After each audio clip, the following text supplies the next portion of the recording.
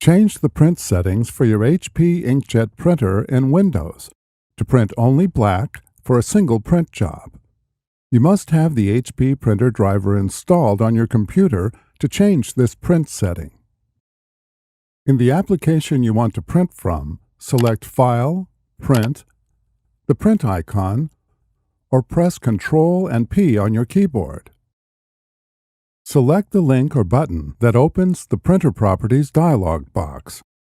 In most applications, this button or link is called Properties, Preferences, Printer Properties, or Options.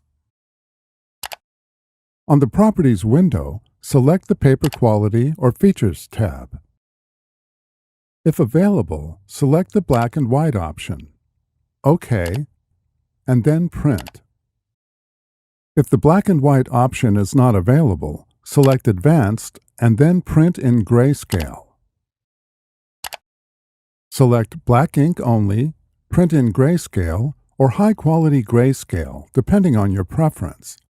When printing high-quality black printouts, the printer uses a mix of black and color inks. Select OK, and if prompted, select OK again, and then select Print. Before heading ahead into the video, in case you are facing any issue with your Netgear range extender device, get in touch with our Netgear experts.